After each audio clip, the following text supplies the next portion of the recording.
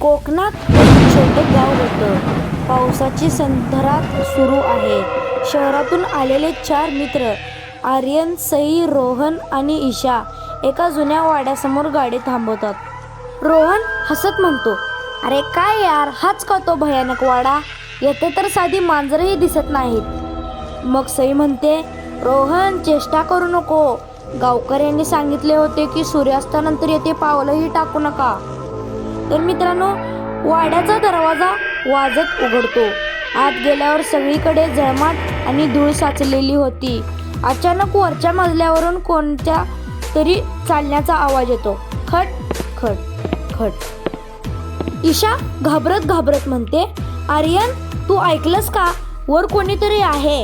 आर्यन म्हणतो, वाऱ्याचा आवाज असेल. ईशा डोकं नको फिरवू. ते हॉलमध्ये बसतात. अचानक भिंतीवर एक जुनं चित्र आपोआप जमिनीवर पडतं. त्या चित्रातल्या बाईचे डोळे जणू जिवंत वाटत असत. रात्री 12 वाजतात.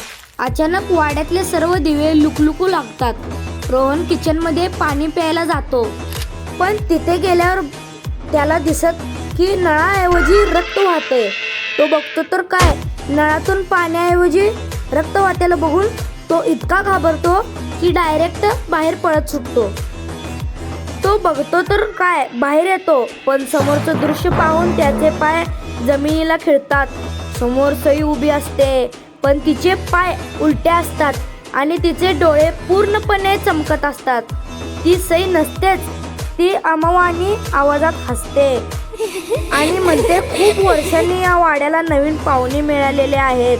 आता तुम्ही इथून कधीच बाहेर जाणार नाही. इतक्यात ते सर्वजण घाबरतात व सईच्या अंगातील आत्मा आणि जरा हसू लागते. इतक्यात तिथील दोघे आर्यन आणि ईशा.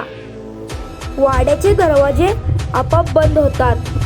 कोपऱ्यात एक म्हातारी बसलेली असते. तिच्या हातात एक जुनी साखळी असते. ती म्हातारी ओरडत म्हणते, हा वाडा शापित आहे, हा वाडा शापित आहे. येथील तहान रक्ताशिवाय भागत नाही. अचानक एक काळी सावळी येते. आर्यनला खेचण्याचा प्रयत्न करत असताना आर्यन सैरावैरा होऊन स्वतःला वाचवायचा प्रयत्न करतो.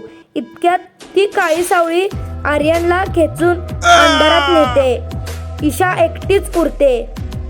ती पळत मुख्य दरवाजापर्यंत जाते. ती रडत मुख्य दरवाजा उघडण्याचा प्रयत्न करते आणि अचानक तिच्या खांद्यावर एक थंड हात पडतो. ती मागे वळून पाहते तर समोर तिचेच स्वतःचे रूप उभे असते. त्याच्या हातात सूर्य असते आणि पुढे काय झाले ते तुम्हाला माहीतच असेल मित्रांनो. ईशा जोरात वरडते, स्वतःला सोडवायचा प्रयत्न करते, पण तिचेच रूप तिला सोडत नव्हते व त्याने तिला मारले व तिची जागा घेतली. मित्रांनो, इतक्यातच सकाळ झाली. सकाळी सर्व गावकरी वाड्यासमोर जातात. त्यांना वाडा शांत दिसतो, पण वाड्याच्या खिडकीत त्या 4 मित्रांचा फोटो दिसतो.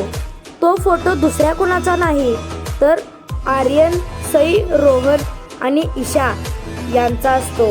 इतक्यात मागून एक आवाज येतो, पुढचा नंबर कोणाचा? मित्रांनो, गावकरी थक्क झाले, कारण की त्यांना सुद्धा कळले की आता काही होऊ शकत नाही. ती 4 मित्रे देवाघरी गेली आहेत व आणि कोणाचा तर नंबर येणार व त्याला सुद्धा भूताच्या तावडीतून कोण वाचवू शकणार नाही. त्याचा देखील बळी जाणार. थँक्स फॉर वॉचिंग स्मार्ट समर्थ. मित्रांनो, आपल्या लहान मित्राच्या चॅनेलला लाईक, शेअर आणि सबस्क्राईब करायला विसरू नका. अशाच नवीन गोष्टींसाठी सबस्क्राईब करा. धन्यवाद.